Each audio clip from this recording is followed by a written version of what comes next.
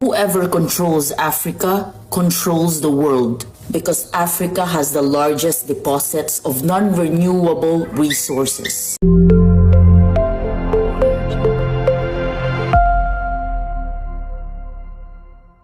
They told me poor countries were poor because they had corrupt leaders, but they didn't explain how those leaders came into power. They didn't explain that the form that corruption usually took was highly beneficial to Western economic interests, trading away their country's natural wealth and resources to Western corporations for pennies on the dollar, robbing their fellow citizens in exchange for Western assistance in seizing that power in the first place. Told me the Western world was a bastion of freedom and democracy and prosperity, but they failed to mention that that prosperity was built through the wasteful, deliberate overconsumption of other people's wealth, obtained through centuries worth of deliberate, active, maliciously creative destabilization.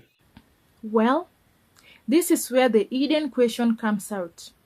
Why is the African history of slavery and colonization not included in the European education system? Mostly the white folks know nothing about Africa but poverty. And I came across some videos on the social media where the European citizens were being questioned on the poorest country in the world. And 3/4 of them said Africa. Some of them don't even know if Africa is a continent or a country. Most of them don't even know the countries that exist in Africa. And sincerely speaking, we live in a very devastating world today, most especially the African continent, which is gradually falling apart. And this is due to the wrong choices made by those whom we trust to be our public image, the African leaders. And we can all relate to why Julius Malema is always denied the presidential seat. Not only has this man proven to be both stubborn, but smart too. And the white supremacy are aware that this man is too clever to be puppetized. That's why they will use the mind control game on our weak African leaders. Recalling the great speech of Professor Lumumba Malema, where they talked about Africa living as one nation, Africa having one satellite, having one currency like the Europeans. But it is seen that this will only be recorded in the great speech of African history because Africa is filled with corrupt leaders who are too selfish to step down. They want to rule, they want to be on the top, and are likely to be manipulated by the so-called Western government in the name of development. The neo-colonial project is alive, and within a blink of an eye, history will definitely repeat itself. So let's reason. There's this incident in Dakar, Senegal, where they lacked water for 1 week.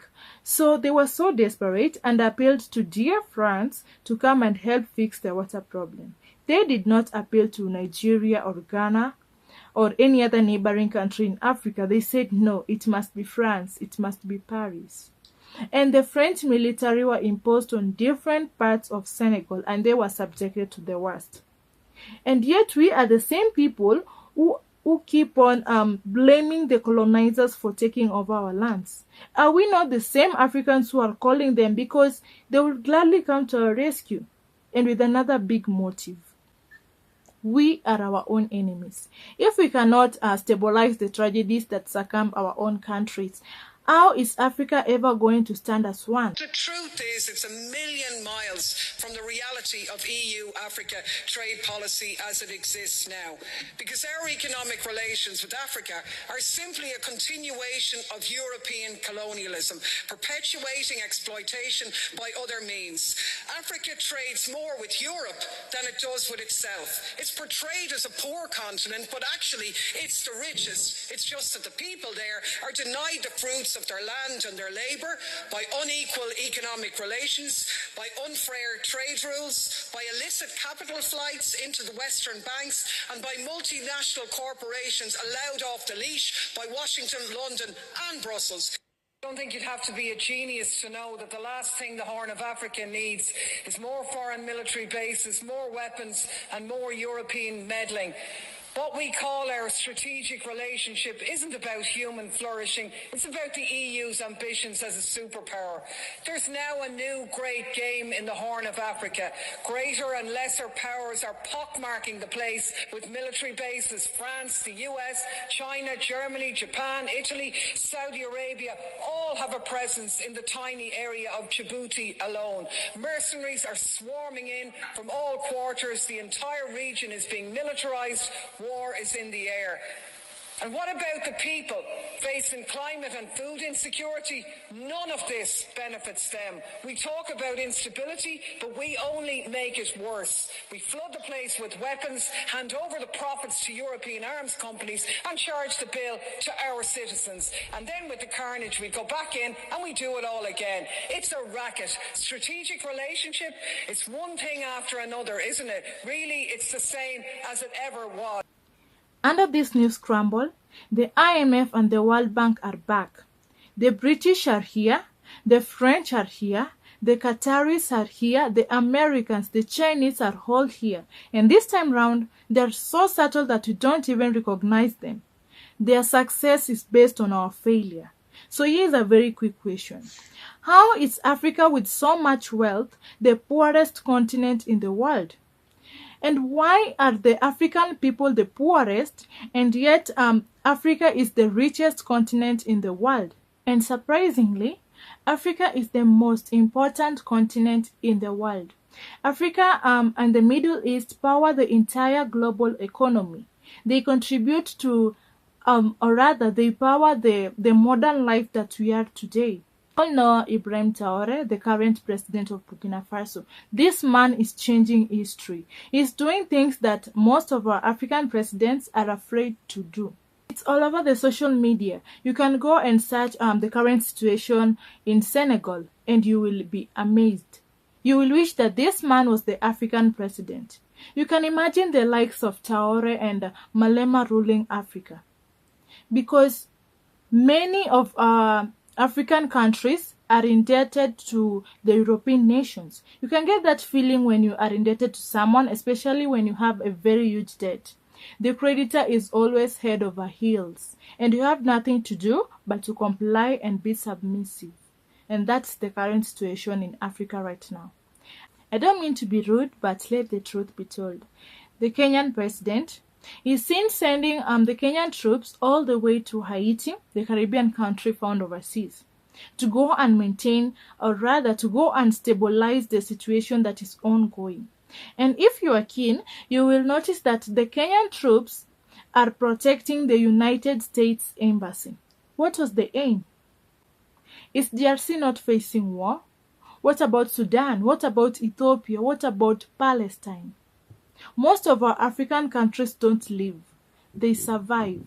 We may look like the illiterates, but we are not blind. We are going to use the power of speech. Because right now, DRC, Congo, and Haiti are facing the world's worst humanitarian crisis.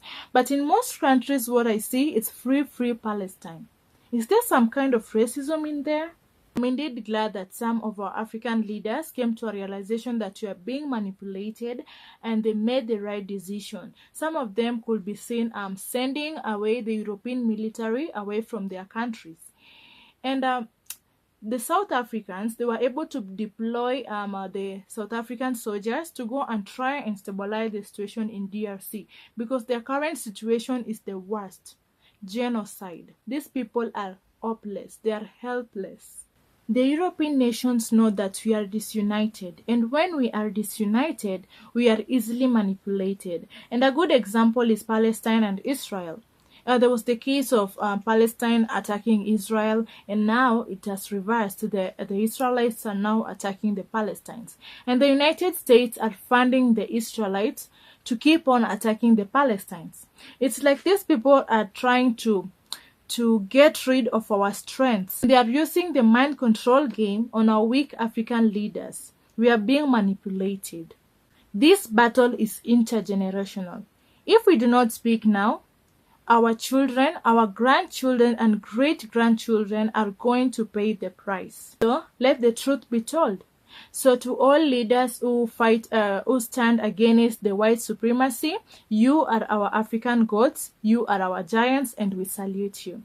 And just like Professor Lumumba once said, Africa must change, Africa will change, and it can only change when we change our minds. And our minds we must change. Let's meet in the next video. Be blessed.